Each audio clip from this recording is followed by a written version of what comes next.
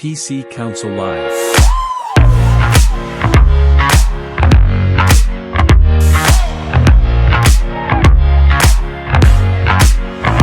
Hold up.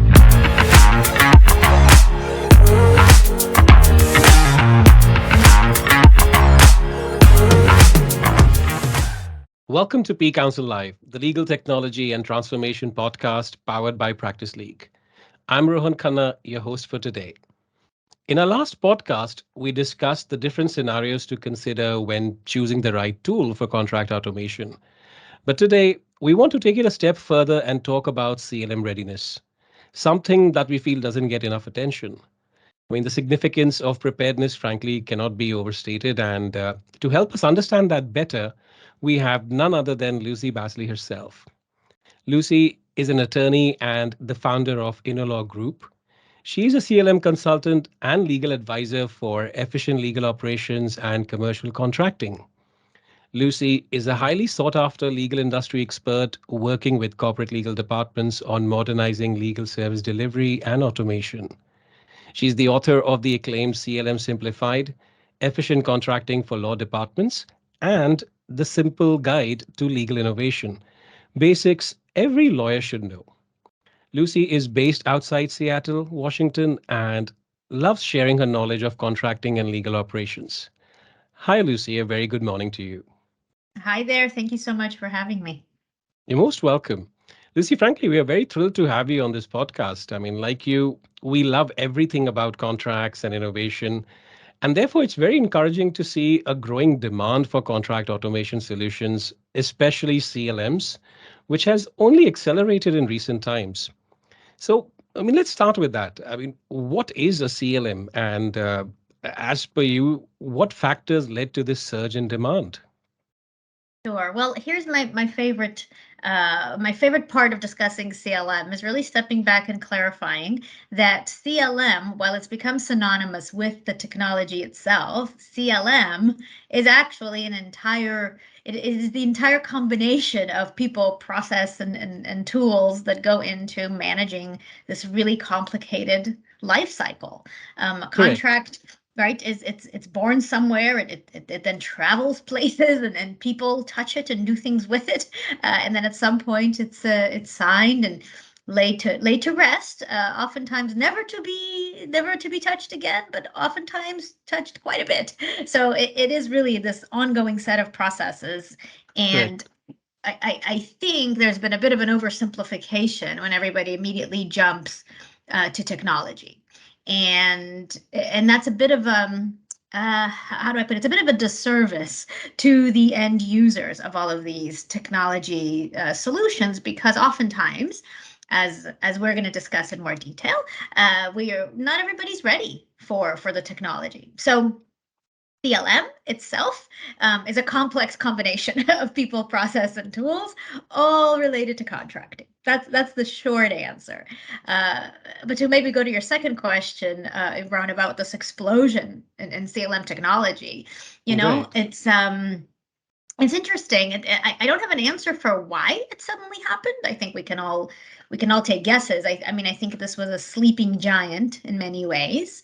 I think we witnessed a similar explosion in e-discovery 10 plus years ago now, and it happened. There became a kind of feverish activity around it, and there were benefits to be seen, and there was technology that was evolving just in time. So there was a perfect storm, and I think there was maybe some significant litigation matters that made the news, and suddenly everything kind of work together. Well, I think in contracting that we can probably see a similar path. I mean, there also have been a lot of needs to manage contracts better with all the changes in data security and privacy laws. It feels like that was probably the most substantive cause or catalyst for some focus on CLM.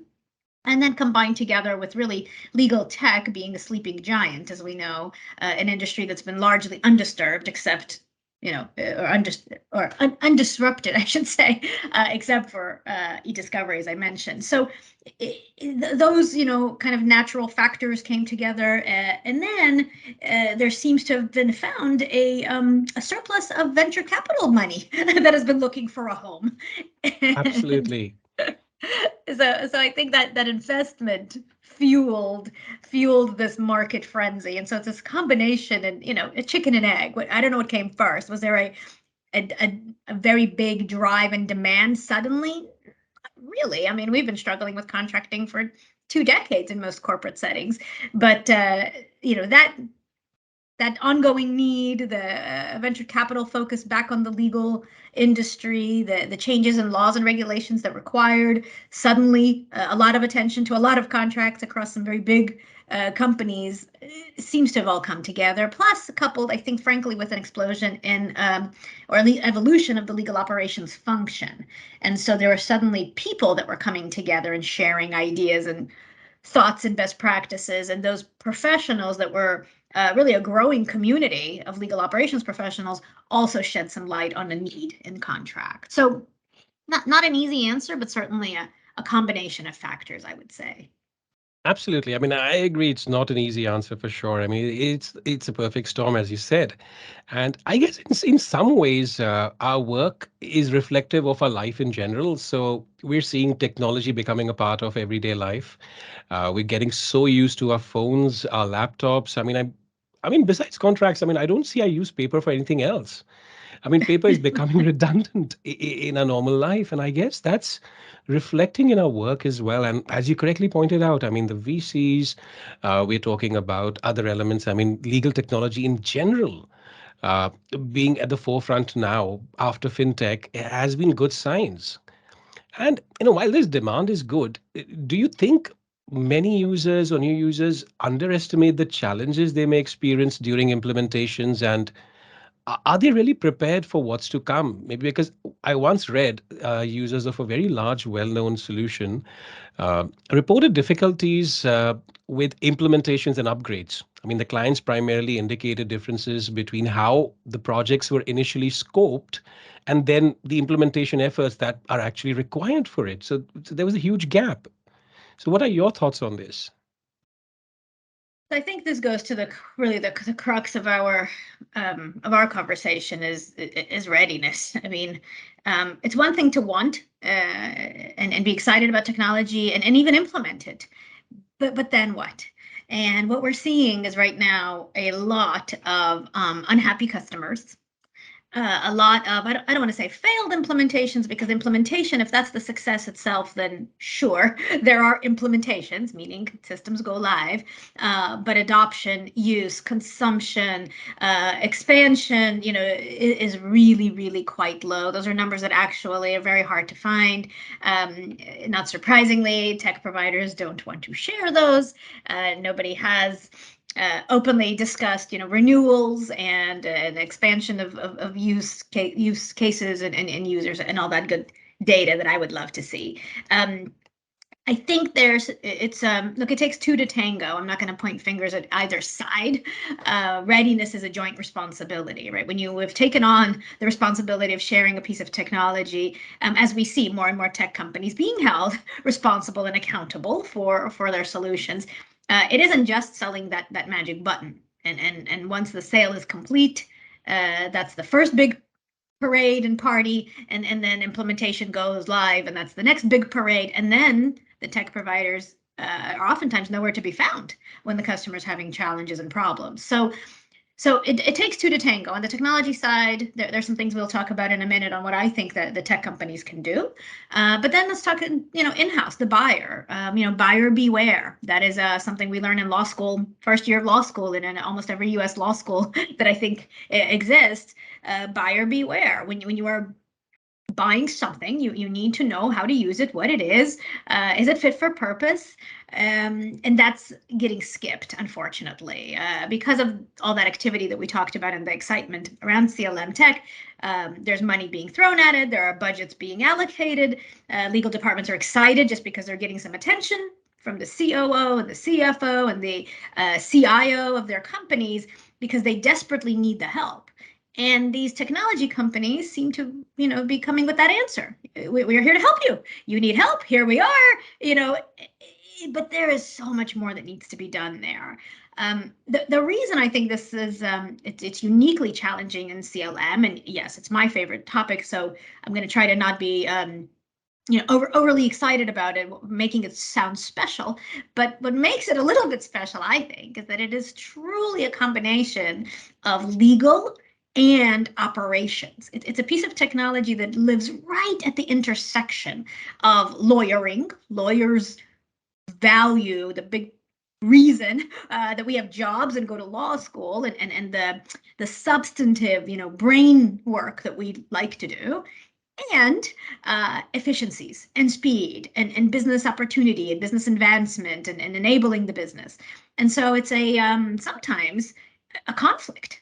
Does speed and efficiency in contracting equal greater risk on the legal side? And that is the natural underlying tension that every CLM technology is kind of facing. And frankly, most aren't doing a good job.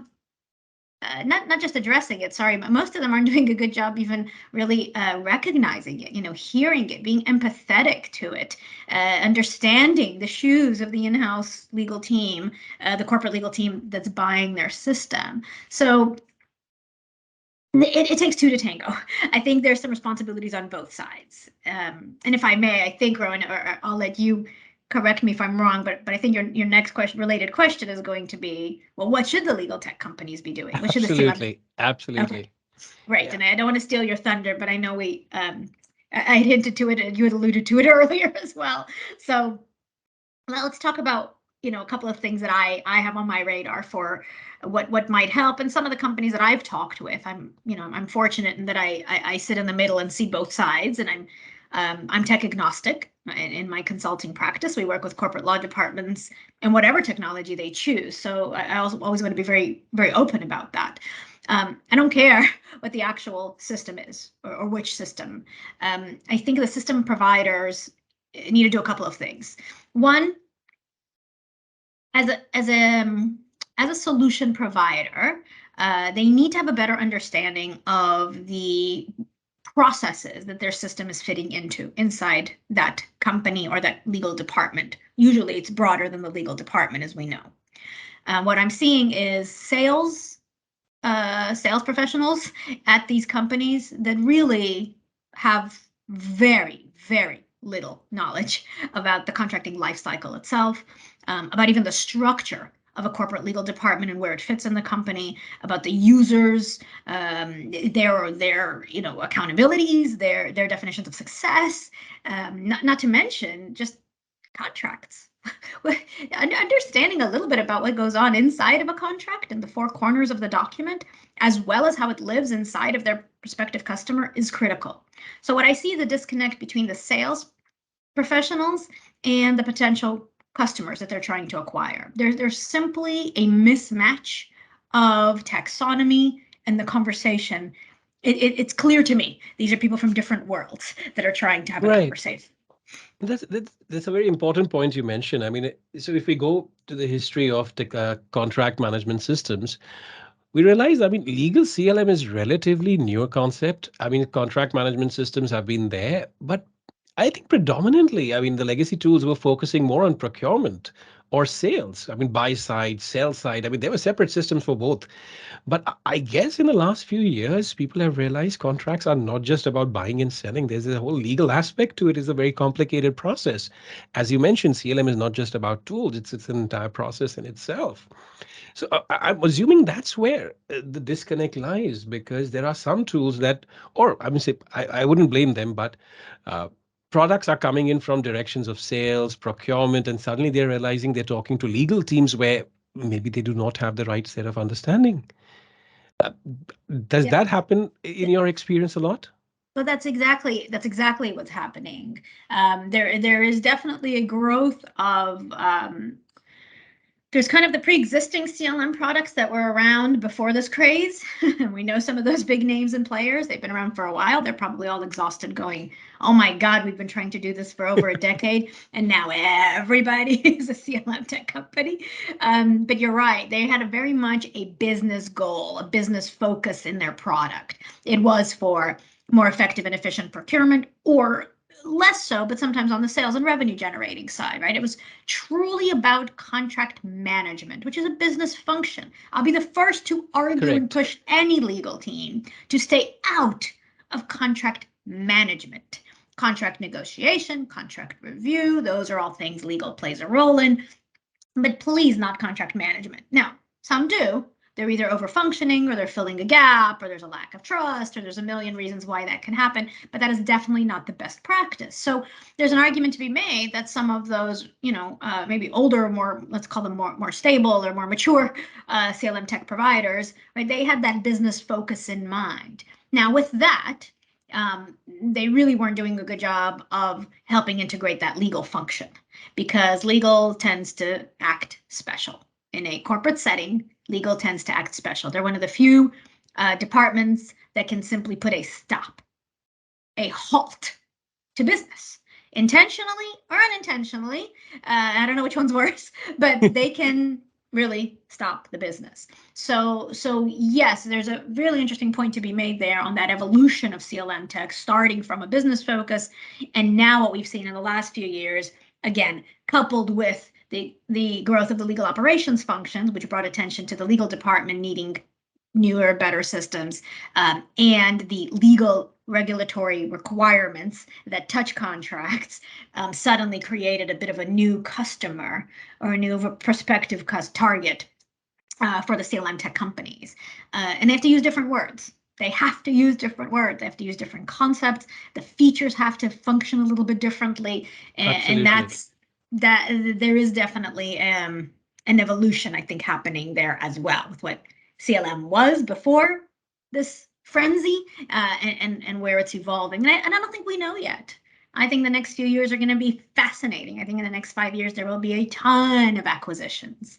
They're going to be the big, huge players that are the big multi-legal service providers, the Wolters Kluwers, the LexisNexis, the Thomson Reuters, in one bucket. Then there's going to be the big four in another bucket. I don't know what McKinsey's going to do or BCG's going to do, but they sure have GCs, that they have to deal with because the CFO is sending them there. The CFOs who bring in these consultants are saying, go talk to legal. Well, legal's going to have CLM on their radar. They just are these days. And then you're going to have the acquisitions and the mergers happening amongst the different CLM tech and CLM related technologies, because there are a lot of point solutions that touch contracts. Correct. Right, that aren't lifecycle management solutions. So the taxonomy is a mess, and there's only a few of us that are out there trying to actually clear it up. I think, frankly, some are benefiting from the mess because they get to sell things. No, it's helping. I mean, you said it's a very new market for both sides. I mean, there are CLM service providers getting to know the importance of legal, frankly. A lot of them have not been part of legal technology. And then at the other end, we have legal teams who are not used to technology that much. For them, they're now getting exposed to so many options. I mean, something interesting. I read a few reviews of your book, CLM Simplified. I mean, they're fantastic. One of the readers, a general counsel for a technology company, mentioned that Lucy Bassli's lessons learned are invaluable to anyone embarking on a complex journey of CLM optimization. In this case, they're referring to CLM as the process. But going back to the review, they further added that this book breaks down the approach into manageable steps that anyone can follow. And that's the interesting part, because while interacting with many legal teams, we've learned that they are actually, I would say, wary of the large monetary time and resource investment that's required by a traditional CLM and the experiences maybe they've heard of or they've gone through in the past. But now, with the emergence of new technologies, customers are expecting their desired systems to be implemented quickly without significantly straining their teams and existing resources. So what would you recommend to such teams? What are the critical steps they should follow to simplify their process at their end? So there are a lot of levers. I always think of all of these as not sequential. There isn't a wrong way necessarily to make improvements. As long as you're making improvements, you're already winning.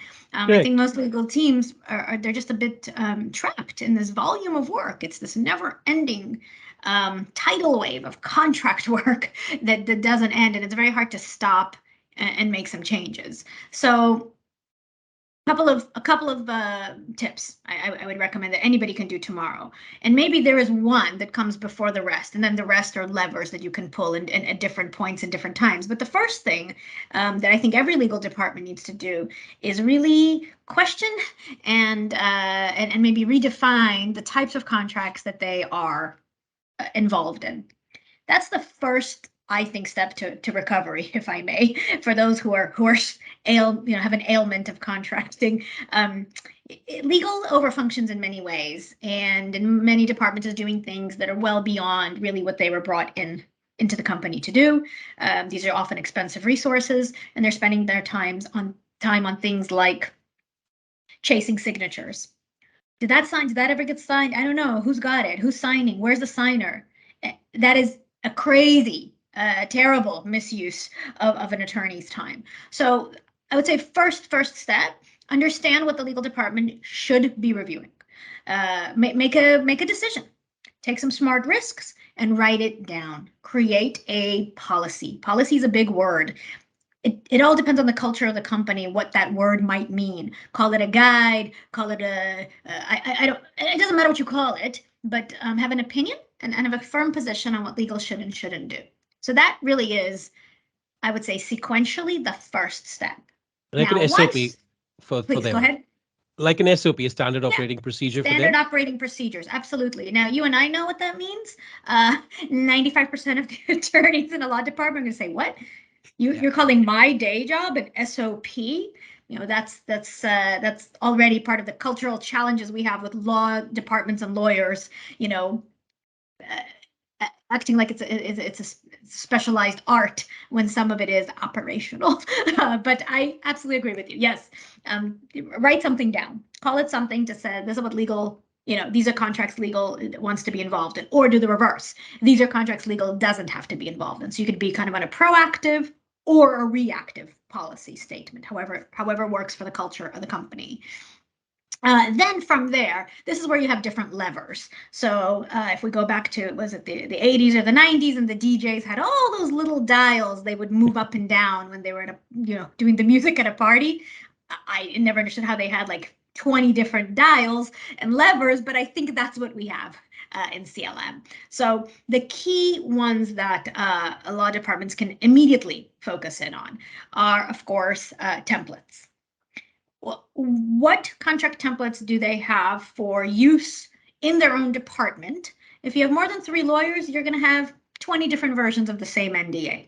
That's already a problem. So let's always start with an NDA. That's my favorite example. Make sure you have a template. Even if you're a tiny company and don't have the leverage to push your own template, sometimes the other side just may not have one to give you either. So have a template to start with.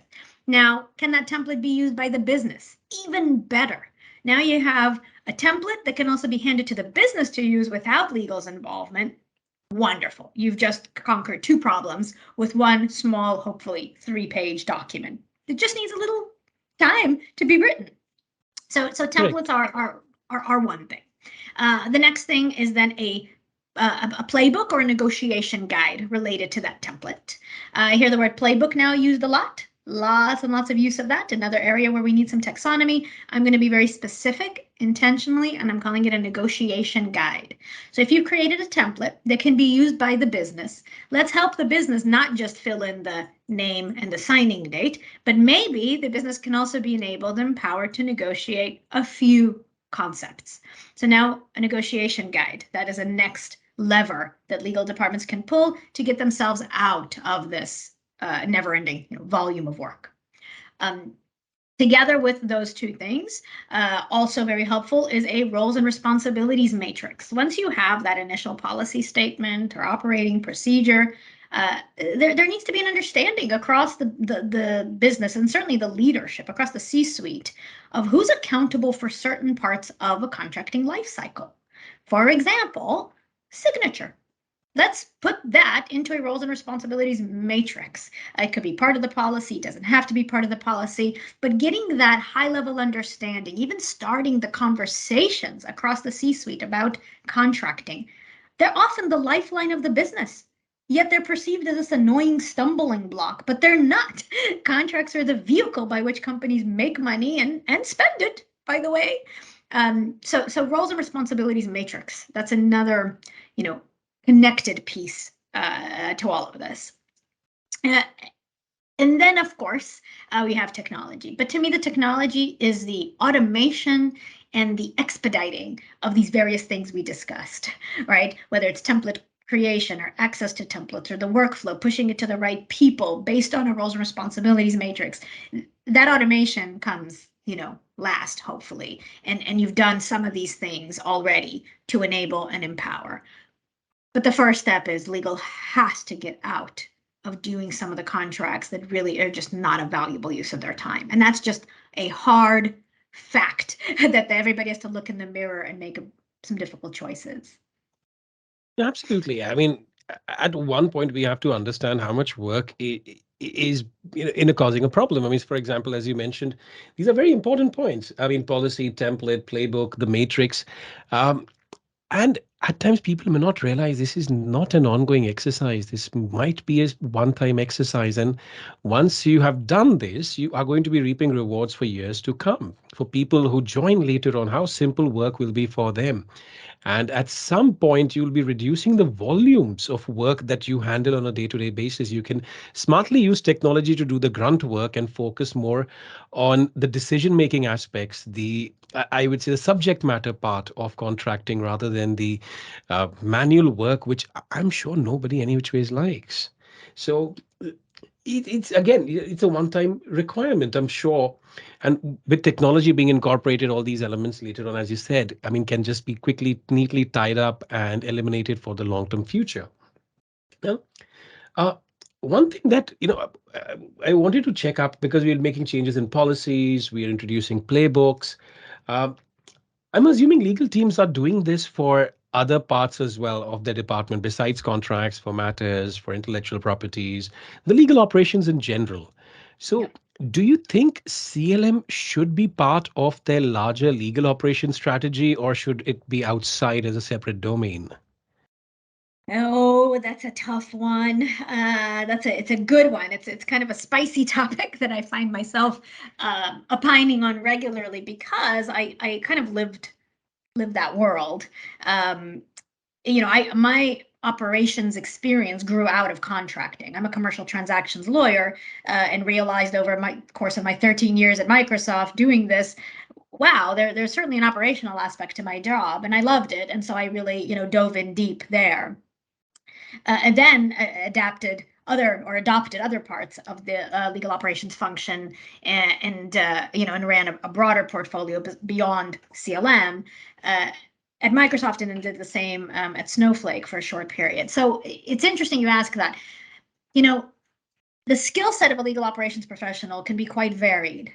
And legal ops, because it's evolving, and what it means to be, director of legal ops at a company can look very different across companies. Some come from a finance background, and they are fantastic at managing spend, law department spend, overall budget of the department. And some of these departments are 1,500 plus people. I mean, these are, I was part of Big one. teams. Yeah. They're super big. And so having somebody with that kind of finance background is critical. I mean, they have entire teams of people managing their finances. But that's one path that people land in the legal operations role. And you can see from the general counsel's goals that that's a top priority. And it makes sense that that's the person they would hire into that type of a role called director of legal ops. But the background, there's no training, right? There's no certification in legal ops. So finance is one. Another one is IT, technology, systems analysts, business analysts, those kind of folks. They come into legal ops and they are focusing on the technology roadmap. This is where CLM gets kind of appended into it, tacked on, so to speak, because they're looking at systems, right? Systems and tools, whether it's spend management, matter management, anything management. Contracting falls into that. And then you, of course, have those legal ops folks that are, kind of a chief of staff, business manager, and they're looking at the rhythm of the business of the department, the strategic goals of the department, KPIs, that kind of thing. And finally, you have lawyers like me who are just the weirdos who love tech and process and data and morph into a legal operations function. So, it's a good question. I feel like those of us who get contracting, because it's a domain, sure, we can help create a CLM program, because it is a program. It is not just technology, as we started our conversation with. But I get worried when CLM is added on to a list of responsibilities to a legal ops generalist. I think, if they focus on acquiring the proper CLM technology, and that's their goal, then they have to be paired with a domain expert. They have to be paired with a in-house attorney who lives that work. I think that's what we get missed. So, I'm going to say the short answer is no.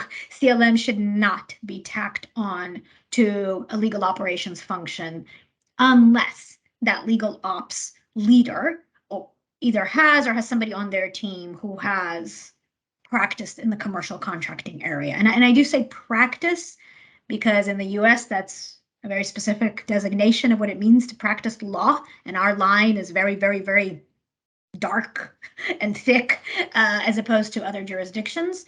But I think there comes an inherent knowledge of risk mitigation, risk assumption, risk, knowledge that is necessary to have a well-functioning CLM technology platform, assuming what we mean is really the full life cycle, right? It's from Absolutely. creating templates, right? Creating templates requires knowledge of clauses and substantive information, to workflow, which is less, that's pure operational, to then the extraction of key terms and storage during the storage process. And suddenly also somebody needs to make sure the system is pulling out the right terms. So anyway, it's again, it's an answer that I have to give with a little bit of caution. I'm sure I'll upset some folks, but I do No, feel absolutely like not. Absolutely not. I think special. there is no right answer for this. I guess that's where the role of experts and outsiders comes into play, right? I mean, not every legal team will have expert for every function within the department immediately. I mean, the large teams, of course, they may have the luxury of having separate teams. So that's where, let's say, for example, a technology company, while they may understand that within the legal function you'll have legal ops as a separate unit, you'll have contracting as a separate unit, but that does not stop the technology from integrating them at some point, so that the general counsel has a consolidated view of both of these, so you're not burdening the respective functions. At the ground level, they are independently managing their own portfolios. Legal ops is separately managing the entire legal operations. You have contracting team managing the contracting. The both are not mixing at the ground level, but at a top level, at an organizational level, there is a synergy. The general counsel has complete visibility of the entire legal portfolio. And it's not just the technology company there. I feel at times it might do good to companies to even onboard a champion for contracting from outside, who may understand, like you said, most technology companies do not understand the contracting processes. And on the other hand, legal teams may not understand the technology part. So there could be a role for somebody else to bridge that gap. I mean, what are your thoughts on that? Well, there is definitely a role for kind of this translator, mediator that is critical.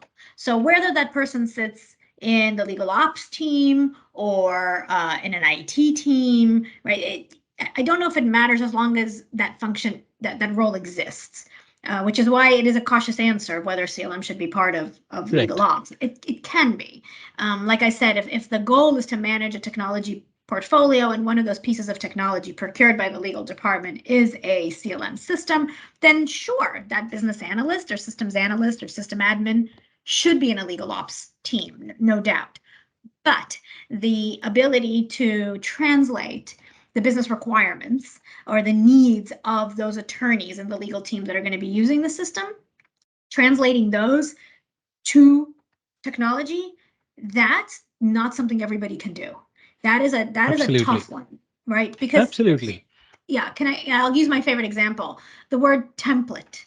A lot of CLM tech companies initially, at least, the ones that I would deal with or I'd hear about, like, yeah, they're going to put in our template. They mean their system template, their form fields. The template also means the rules by which the operation, the flows.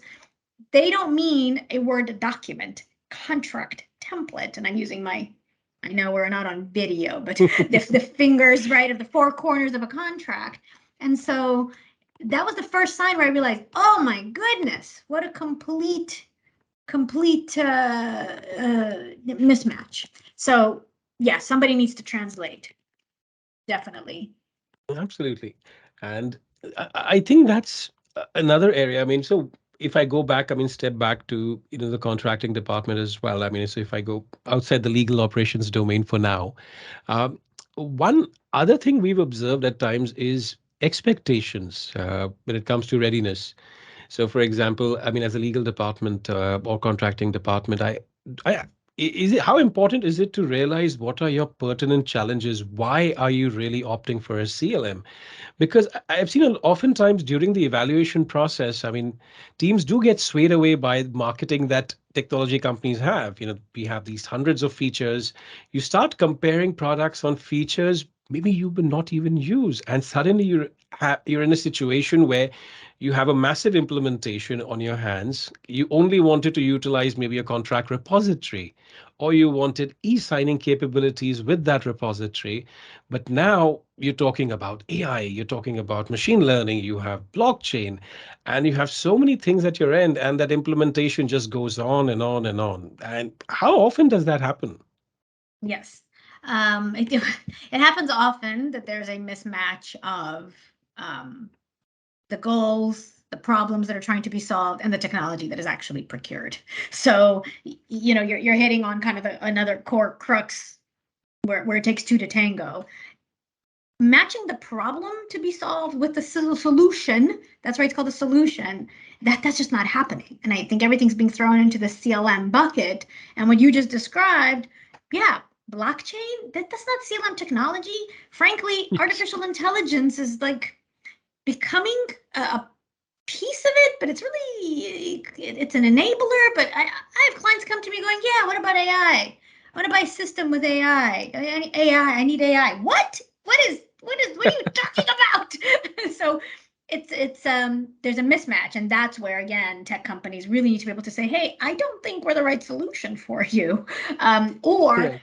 try to help categorize these problems in a way that says, okay, here's what we're here to really solve. Again, right now there's a mess, and there's there's some interests that are in conflict with clearing up the mess. So there is there's definitely a confusion of what the technology really is, and what it's trying to solve. And I don't know how to besides shouting off the top of the roof for everyone, communicate better, be clear, ask questions. I don't know how to help solve it at a macro level because it's pretty widespread. The communication is the key. I mean, if I was to summarize this, I mean, the first thing that you mentioned was spot on, that, CLM is not just technology. It's not just one. I mean, it's more often referred to as technology these days.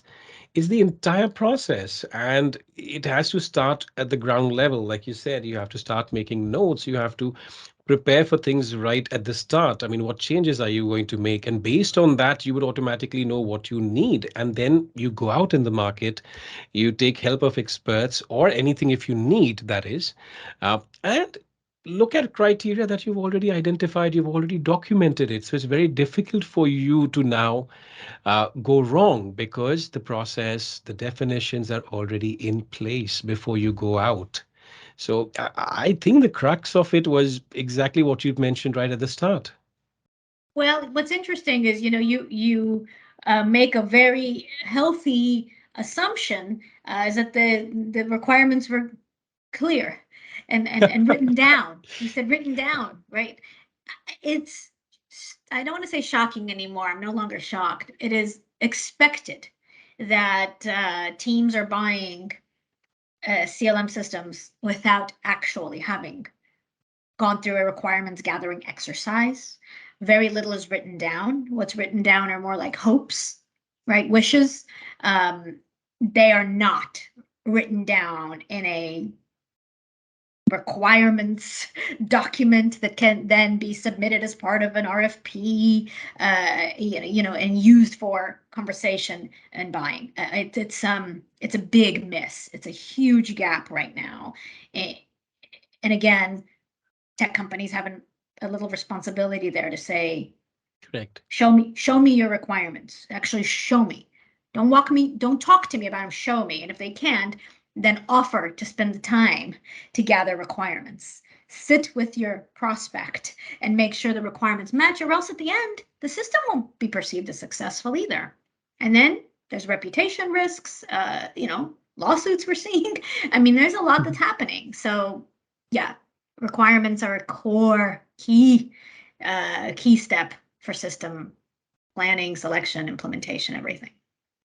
That's so important. So let's say if we were to summarize, the readiness. So if we started off with CLM readiness, what would be the 3 most important takeaways that you would like to share with our listeners?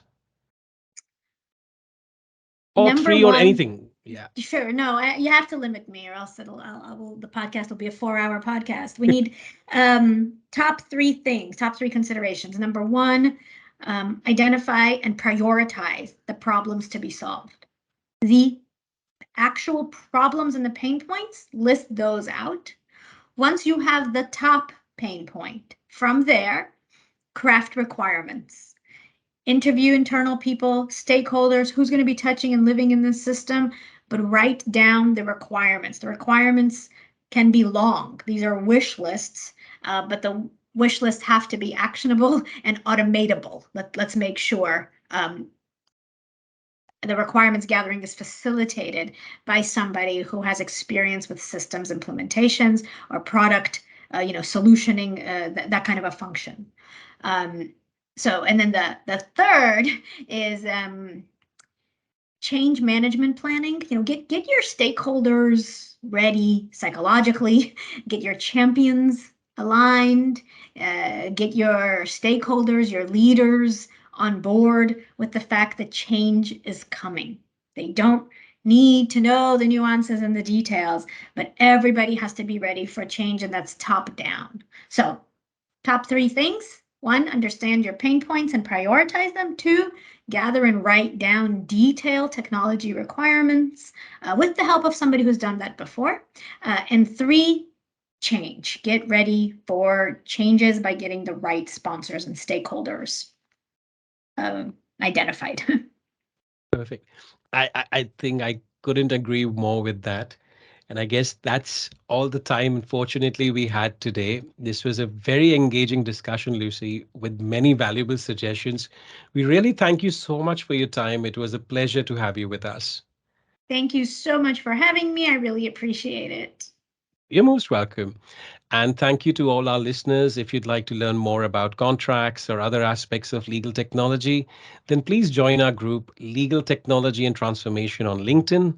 For more episodes, don't forget to check out pcouncil.live. Thank you for tuning in and stay safe.